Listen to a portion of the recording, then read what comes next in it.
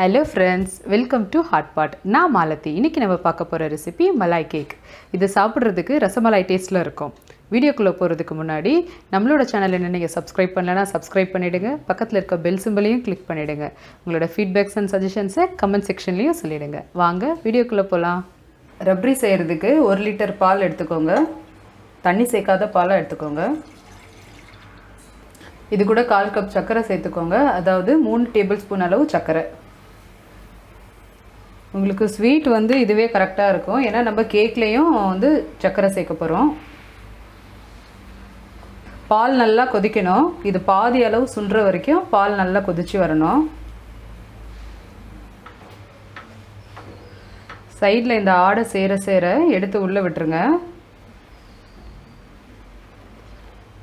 Stove low to மீடியமில் வச்சுட்டு இப்படியே பால் நல்லா கொதிக்கணும். இப்போ பால் நல்லா கொதிச்சு பாதிக்கு பாதி சுண்டிடுச்சு. இந்த டைமில் 1/2 டீஸ்பூன் ஏலக்காய் தூள் சேர்த்துக்கோங்க. அவ்வளோதாங்க, நம்ம ரப்ரி ரெடி ஆயிடுச்சு. இப்போ நம்ம கேக் பண்ணலாம். கேக் பேக் பண்ணுறதுக்கு இப்போ இந்த ட்ரேயில் வந்து ஆயில் போட்டு க்ரீஸ் பண்ணிக்கலாம். நீங்கள் எந்த ட்ரேயில் வேணால் கேக் பேக் பண்ணிக்கலாம். யூஸ்வலாக யூஸ் பண்ணுற ட்ரே இல்லைனா ஸ்டெயின்லெஸ் ஸ்டீல் டிஃபன் பாக்ஸ் கூட நீங்கள் எடுத்துக்கலாம். ஆயில் தடவிட்டு க்ரீஸ் பண்ணிவிடுங்க. அதுக்கு மேலே கொஞ்சமாக மைதா போட்டு டஸ்ட் பண்ணி வச்சுக்கோங்க. இப்போ நம்ம இது தனியாக வச்சுட்டு கேக் பேட்டர் ரெடி பண்ணிடலாம். கேக் பேட்டர் செய்கிறதுக்கு 1/3 கப் ரீஃபைண்ட் ஆயில் சேர்த்துக்கோங்க.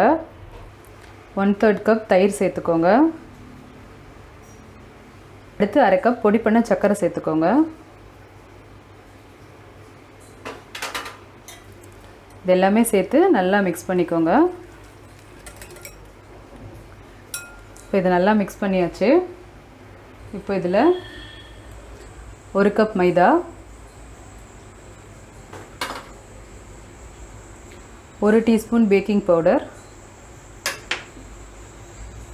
1/2 டீஸ்பூன் பேக்கிங் சோடா, நம்ம இட்லி இதெல்லாமே நல்லா சலிச்சு போட்டுக்கோங்க. இப்போ இதை நல்லா மிக்ஸ் பண்ணிக்கோங்க. இதில் 1/2 கப் பால் கொஞ்சம் கொஞ்சமாக ஊற்றி கலந்து விட்டுக்கலாம். இது கூட 1/4 கப் ரப்ரி சேர்த்துக்கோங்க. மொத்தம் 3/4 கப் பால், 1/2 cup normal ball, 1/4 cup rabri milk ரெண்டுமே சேர்த்து நல்லா ஃப்ளோயி கன்சிஸ்டன்சி வர வரைக்கும் நல்லா கலந்துக்கோங்க. இப்போ இந்த பேட்டரை பேக்கிங் ட்ரேயில் மாற்றிடலாம். இதை லைட்டாக டேப் பண்ணிக்கோங்க. இதை நம்ம இப்போது பேக் பண்ணிக்க போகிறோம். இந்த மாதிரி ஒரு அகலமான பாத்திரத்தை மூடி போட்டுட்டு ஒரு 5 நிமிஷம் அப்படியே சூடு பண்ணுங்கள். சூடானதுக்கப்புறமா நடுவில் ஒரு ஸ்டாண்ட் வச்சுட்டு அதில் நம்மளுடைய கேக் வச்சு பேக் பண்ண போகிறோம். சூடாக இருக்கும், கொஞ்சம் பார்த்து வைங்க. மேலே மூடி போட்டு ஸ்டவ் லோ டு மீடியமில் வச்சு 35லேருந்து 40 நிமிஷம் வரைக்கும் நம்ம இதை பேக் பண்ணிக்கலாம். கரெக்டாக 40 நிமிஷம் பொறுத்து ஓப்பன் பண்ணியிருக்கேன். இப்போ கேக் வந்திருக்கான்னு செக் பண்ணிக்கலாம். ஒரு டூத்பிக் எடுத்துக்கோங்க. அதால் இப்படி குத்தி பாருங்கள். அப்படியே கிளியராக இருக்குது, எதுவுமே இல்லை. கேக் நல்லா வெந்துருச்சு. இப்போ இதை நம்ம வெளியே எடுத்துடலாம். இப்போ கேக் நல்லா ரூம் டெம்பரேச்சர் வந்துடணும். ரூம் டெம்பரேச்சர் வந்த பிறகு ஃபோர்க் வச்சு இப்படி குத்திக்கோங்க.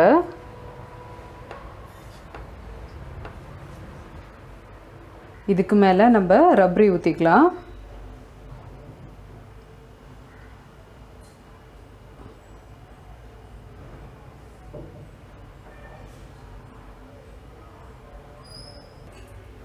இதுக்கு மேலே கார்னிஷிங்க்கு கொஞ்சம் வெட்டி வச்ச பாதாமும் பிஸ்தாவும் சேர்த்துக்கலாம்.